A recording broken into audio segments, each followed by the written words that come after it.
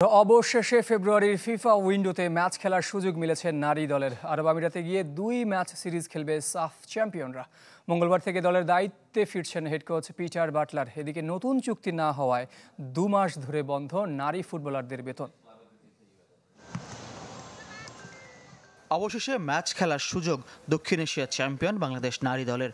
ফেব্রুয়ারির আশা প্রায় ছেড়ে দিয়েছিল ফুটবল ফেডারেশন। আরব আমিরাতের আগ্রহে সুযোগ মিলছে ঋতুপর্ণা মাসুরাদের।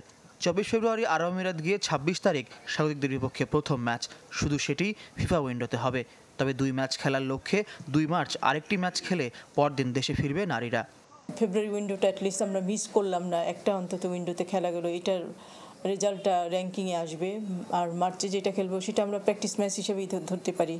আমাদের যেহেতু খেলা আছে জুনে এশিয়া কাপ কোয়ালিফাইং রাউন্ড, তো সেটার জন্য প্র্যাকটিস ম্যাচও হয়ে গেল। সোমবার ঢাকা ফিরে মঙ্গলবার থেকে নতুন করে দলের দায়িত্ব হেড কোচ পিটার বাটলারের কাঁধে। মাসুরা সহ 2 ফুটবলারকে নিয়ে ভুটানের ক্লাব আগ্রহ জানালেও ফেডারেশন আনুষ্ঠানিক প্রস্তাব পায়নি। পেলেও ছাড়পত্র না দেওয়ার পরিকল্পনা বাফুফের। আমার কাছে অফিসিয়াল কোনো চিঠি আসেনি, 1 নাম্বার। আর 2 নাম্বার হচ্ছে এই মুহূর্তে অ্যাকচুয়ালি আমরা যেহেতু আমাদের জুনকে টার্গেট করে প্র্যাকটিস হবে, তো কাউকে মনে হয় না ছাড়া সম্ভব হবে। অক্টোবরে ফেডারেশনের সাথে ফুটবলারদের চুক্তি শেষ হয়েছে। প্রায় 3 মাস পেরোলেও নতুন বেতন নিয়ে এখনো সিদ্ধান্ত হয়নি। সভাপতি তাবিত আওয়ালের দেশে ফেরার অপেক্ষায় নারী উইং। ম্যাচের আগে হবে কিনা জানি না, হতেও পারে, ওটা নিয়ে আমরা কাজ করতেছি। আপনারা জানেন যে প্রেসিডেন্ট দেশে নাই। ফেডারেশন চাইছে ফেব্রুয়ারির ম্যাচে যেন কিট স্পন্সর নিয়ে মাঠে নামতে পারে নারী দল। সম্ভাবনায় এগিয়ে দেশি প্রতিষ্ঠান। ফয়জুল ইসলাম, চ্যানেল 24, ঢাকা।